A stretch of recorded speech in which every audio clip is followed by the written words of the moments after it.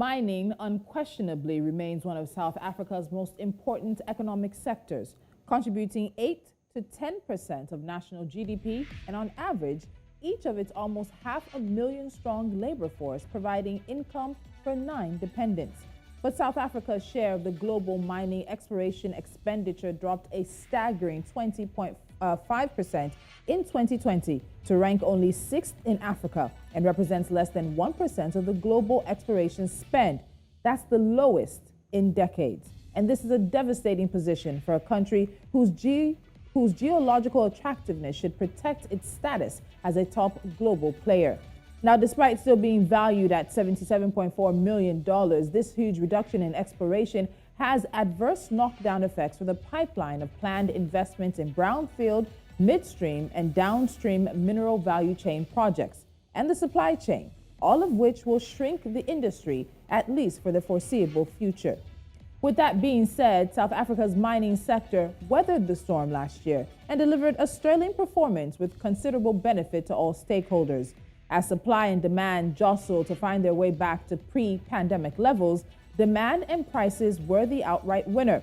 With record rand prices for gold, the platinum group metals baskets, iron ore, and even more recently coal, it was no surprise that the industry's financial performance exceeded expectations on most fronts. The growth in the mining industry confirms the resilient nature of the sector and the opportunities that exist in rebuilding the South African economy. Today, our focus is on how South Africa's mining sector can lead the country's recovery.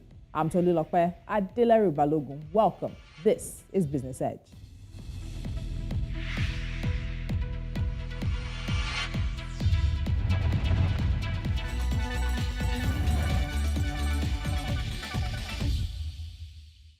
Now joining me from Cape Town, South Africa is Andries Rossouw. He's PwC Africa Energy, Utilities and Resources Leader, and we'll be getting into this conversation around South Africa's mining sector with him. Andries, welcome to the show. Thank you so much for joining me on Business Edge.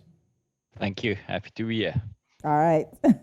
So let's start with this. The mining sector in South Africa has been a key part of the economy for many years. It's been active for more than 150 years, in fact, since the discovery of gold. But in recent times, even putting aside COVID, the industry has been struggling. There have been challenges that the industry has faced. What's been affecting the ability of the industry to really deliver as it should? Yes, you mentioned exploration and the lack thereof in the beginning of the conversation. The lack of investment in the industry means that in the long run, we're not going to benefit to the full extent that we can. We've, in the last year or so, has seen the pinch of infrastructure constraints. So our ability to export to market has been limited by Transnet freight rail. So just not getting enough coal down to the harbor for the big demand at the moment. Energy constraints has been huge in our country. You must be aware of the Eskom blackouts and rolling blackouts that we've been having in the country really since 2008. And that's been limiting the ability of the industry to grow and for beneficiation to grow, which is really something that we would love to do in this country in order to create jobs. So let's talk about Eskom, because it's a rolling concern. A lot of people have put estimated numbers to how much Eskom's issues have cost the overall economy. But when you look at mining, it's not something that you can just do on your own. It's not a simple situation to set up electricity plants to have this. This is something many in all countries actually depend on the state to provide. So what really has been the effect of Eskom's issues on the mining sector? And has it been a direct effect on the investments in the sector, aside from whatever the other challenges are? Mm-hmm. So electricity costs at the moment makes up about 10% of the cost basket for the mining industry, which is huge. So we've seen electricity tariff increases 400% over the last 10, 13 years. So that has had a huge impact on the cost base of the industry, and cost competitiveness in the mining industry is obviously paramount in order to sustain the future. The reliable energy, though, is probably where the biggest cost is for the industry. So if a big mining company has to shut down its smelters, that comes at a huge opportunity cost for the industry. And it's just not affordable. We can't afford that. To Eskom's credit, they have largely been able to keep the mining industry up and running and with cuts through to other industries, just because there's such a big need for the mining industry to be performing as a backbone of the country's economy. But what it has done is it has shut down a lot of the beneficiation downstream opportunities. So ferrochrome smelters, manganese roasters, and the like. A number of those have closed down just because they can't operate cost competitive anymore.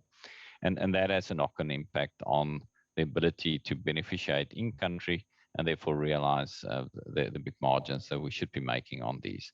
It's always less beneficial when you export ore or concentrate.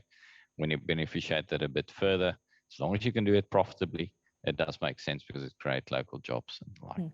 Okay, so let's talk about what the economy has done, or rather what the sector has done well for the economy in recent times. So in September, the Mineral Resources and Energy Minister said that the mining industry is playing a critical role in saving the economy during South Africa's ongoing COVID-19 induced lockdowns. He said the decision to allow mining to continue during different phases of the COVID-19 lockdown is proving decisive in parts of the recovery for the country from the devastating impact of the virus. So let's look at that. How has that worked out in such a way that the mining sector has been helping South Africa's economy recover during COVID-19 and after? There's no doubt that the mining industry in South Africa played a huge role in that recovery. During the initial phases of COVID, the mining industry, despite lockdowns, were able to still pay salaries to their employees despite being locked out. As soon as the mining industry could open up again, and look, it took a while for production to come back up to stream, new safety COVID measures being put in place. But I think the mining industry has done phenomenally well in terms of the ability to fight back against COVID, the making use of the safety and health culture that the mining industry certainly has very well under control, and to lead the fight back really against COVID. So when vaccinations started, the mining industry was certainly one of the first to help roll out vaccinations. They were some of the first to help with the health fight back, getting hospitals in place, clinics in place to support the treatment, and also ensuring food security at the time. So all those are direct inputs from the mining industry. Probably the biggest input, though, is the revenue generated by the industry for the fiscus.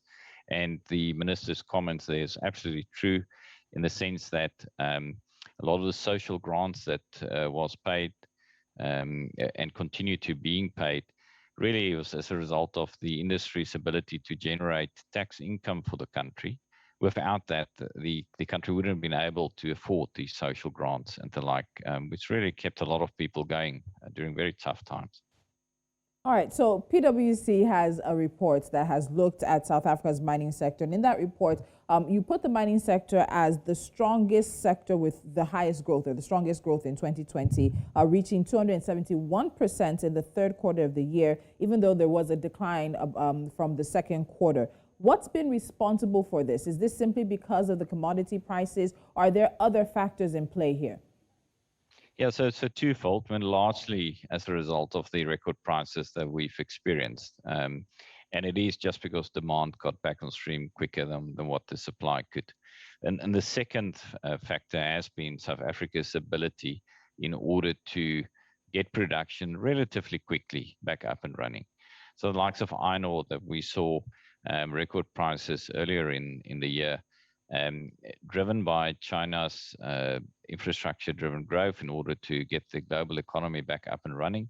I think South Africa has done well to deliver into that demand sooner than perhaps some of the other counterparts globally could have done. The PGM basket really at very high levels, record levels, and despite pulling back more recently, still at 80% above the levels that we experienced in 2019, and 80% above the levels in 2017 and 18, and 40% above the 2019 levels. So still very high. And then more recently, something like coal trading above $200 per ton in Richards Bay.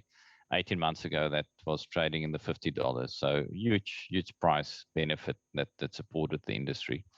And the graph that you just had there on revenue breakdown, our industry is very much precious metals focused at the moment. So PGMs make up about 38% of the total revenue mix, gold 15%, but then coal and iron ore meaningful contributors. And we're a dominant producers and suppliers of manganese and chrome. And that certainly that showed also excellent price recoveries during the year. But how long do you think these prices will last? Because you did mention that a lot of it was because the supply has not necessarily met back up with the demand. So how much longer do you think these high level of prices will last? And that buffer, this extra money that's sort of being made that maybe was not anticipated, how is the industry and how is South Africa putting it to use? Yes. How long will it last? That's a crystal ball question that I really can't answer. What I will say, though, is that fundamentals are good. The energy transition is driving demand for a number of commodities. In fact, I believe we've got scarcity of commodities that will be limiting the pace of which the energy transition can happen at. And that's good for prices and demand for commodities, and therefore it should support prices going forward. I've already said that prices have come down on the back of perhaps some concerns out of China, the energy limitations on growth that we are experiencing globally at the moment, and you would see that in Nigeria with the very nice oil prices, and that is limiting demand, limiting the pace of economic growth, and therefore demand for commodities. Hence a bit of a pressure, but still at very high levels at the moment, and therefore it should support well. What one shouldn't forget, though, is that the input cost in the industry is also very much commodity driven. So if iron ore goes up, well, your steel input cost goes up, and therefore the margins will decrease over time. And these, I want to say, super profits, probably unlikely to recur in next year, just because your cost base is going up, and there's a little bit of comeback down in the revenue side.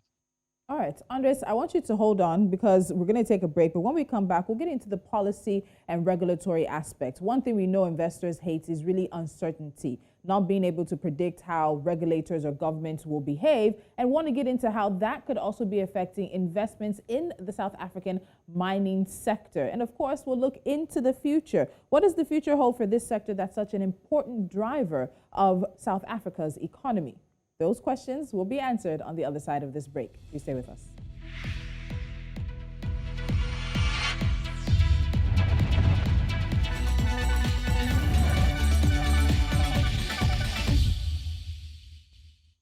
The focus of our conversations today on Business Edge is the mining sector in South Africa and how it could lead the country's economic recovery. My guest is Andries Rossouw, the PwC Africa Energy, Utilities and Resources Leader. Now, Andries, let me ask about regulation and policy. This is often a very sticky point for investors, both local and foreign. And there have been concerns stated around the policy and regulatory environment and uncertainty in South Africa's mining sector. That's also been compounded with long-standing concerns around the political wrangling and how that might be affecting the sector as well.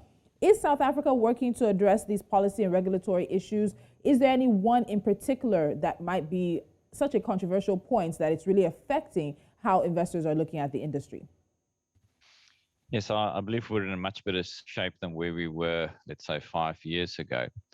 So the current regime is certainly focused on making sure that there's good communication between the industry, the mining minister, the Department of Mineral Resources and Energy. So those communication channels has opened up. I think there's much better collaboration. It doesn't mean that all the uncertainty has been removed.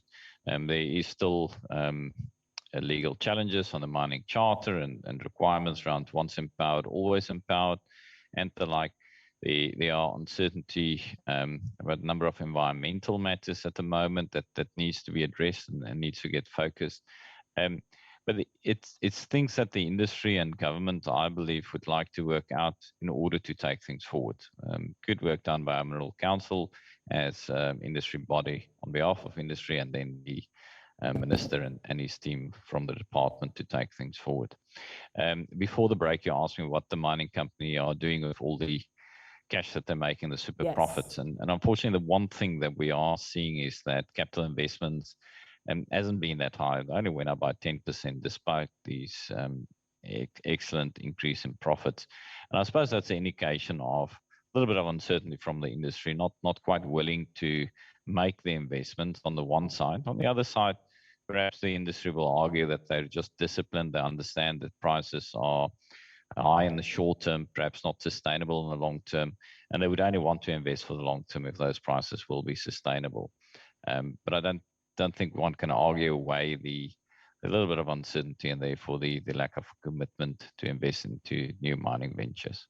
All right, now let's talk about taxes. Two things are certain, death and taxes. And we're seeing a big move from African countries to tax whether it's the local populations or the investments that are coming in, because they're looking to widen their tax nets and increase the revenue. But we know that there is anticipation that governments may be looking to rent and revenue from the mining industry to sort of help it shore up its position. So there's also the conversation around the socio-economic inequality in South Africa and how that sort of plays out when you're having certain conversations around government revenue. When you look at all of that, what is the next step? Where is the discussion, the conversation around taxes and revenue? Where does it stand now? I know that in 2019, there was the mining charter, the third mining charter, but apparently that was wrapped in a lot of controversy as well and disagreements on how to move the industry forward. So where does the industry stand right now on taxes, on revenue, on rent, on that conversation as it is?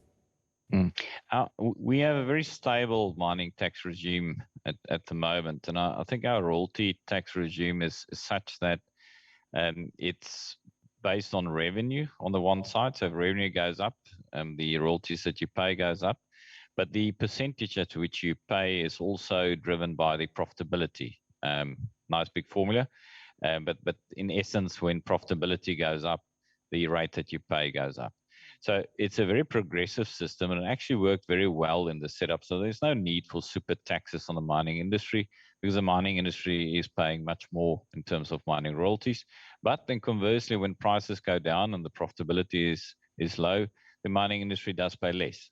Doesn't pay nothing, but it does pay less, and so it does support the industry. So I think the tax regime really came through and did quite well for South Africa in the current setup. The mining industry realized that the biggest risk is the socioeconomic environment around mining companies and their operations. There's no doubt that they need to invest and get those host communities and the infrastructure in those communities up and running and sustainable. And I believe there's a lot of focus globally on ESG at the moment.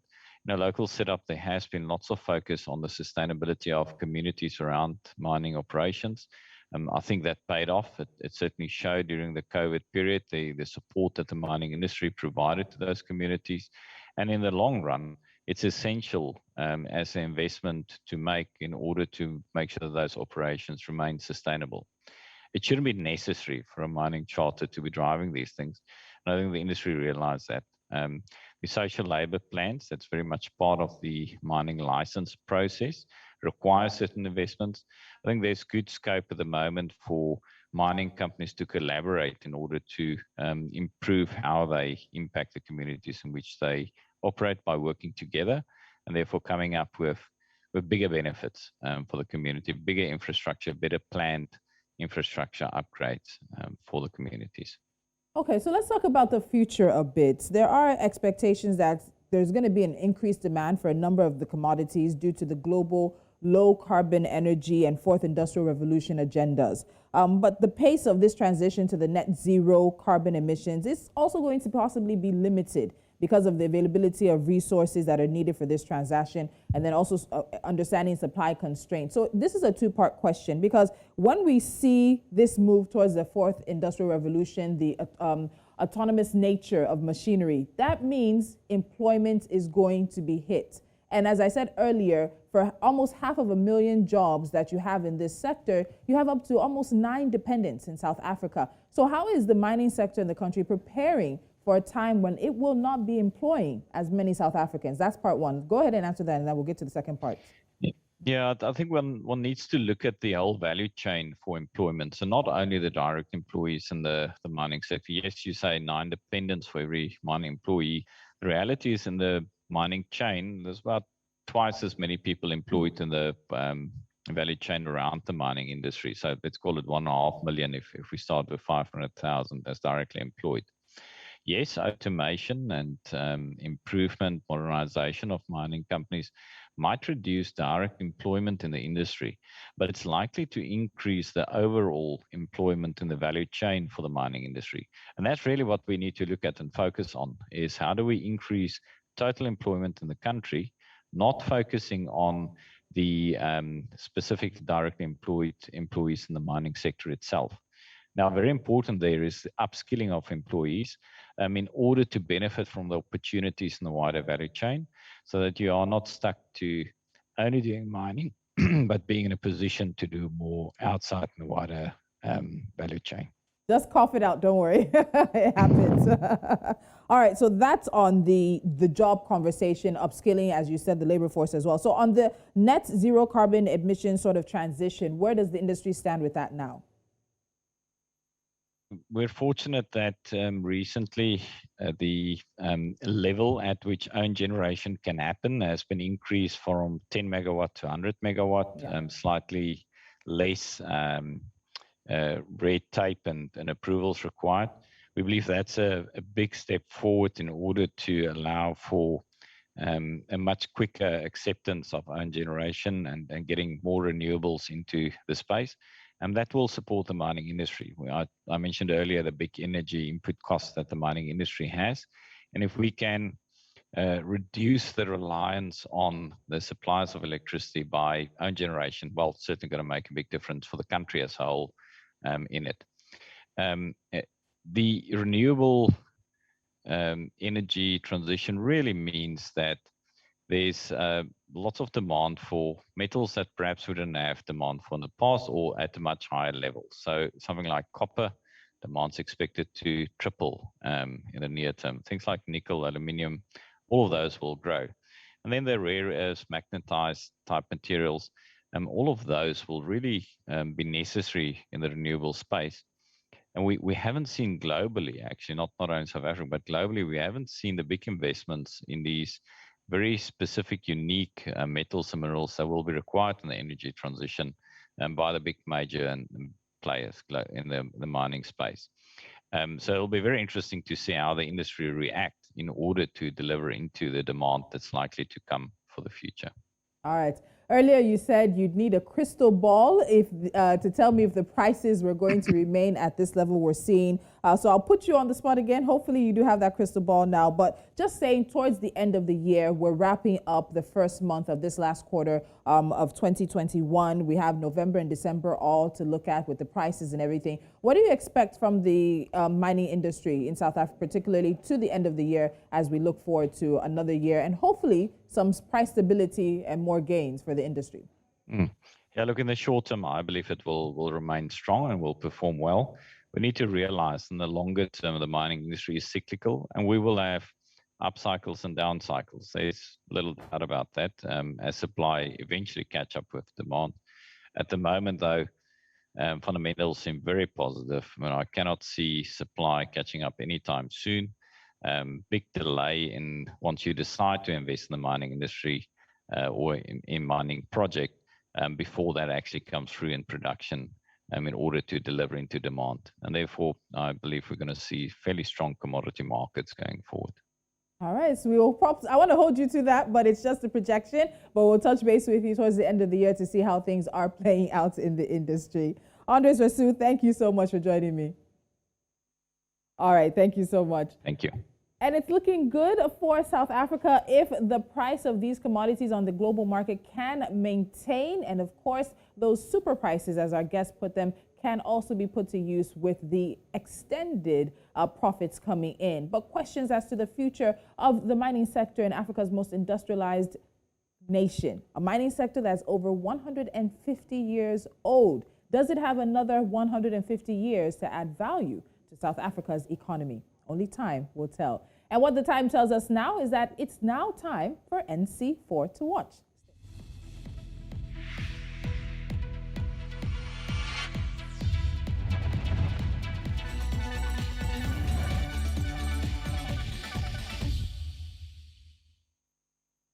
And we start with the name of a utility that came up in the conversation, and that is Eskom. Now, Eskom has warned South African households that their electricity bills will increase significantly if energy regulator NERSA's proposals for drastic changes in the way Eskom's tariffs are determined are accepted. NERSA had published a discussion paper about its proposals on September 24th and invited written comments from stakeholders, and those comments are still coming in. Now, German-based underwriter Allianz has completed an acquisition for a majority stake in Jubilee Insurance Company of Uganda. Allianz, one of the world's leading insurers and asset managers, became the majority shareholder in Jubilee after completing the transaction to acquire a 66% stake in the company from Jubilee Holdings Limited, East Africa's largest insurance group. China said it was false to claim that its lending practices have pushed African nations into debt traps, blaming a host of economic factors instead and criticizing media reports on the topic. China fully considered the debt condition of African nations and their repayment capabilities when offering loans. Now, this is according to Zhu Lijun, the vice chairman of the China International Development Corporation Agency.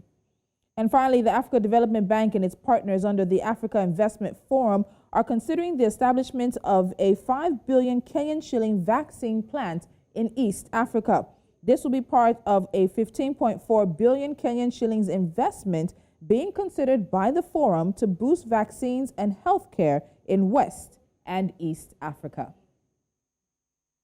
And it's a wrap on this edition of Business Edge. As always, thank you so much for joining us. Follow us on social media. We are at News Central TV. Subscribe to our YouTube channel, download our mobile app, take us with you wherever you go, and of course, watch us live on the numerous platforms that we stream on. I'm Tolulope, Adeleru Balogun. I'll see you again soon.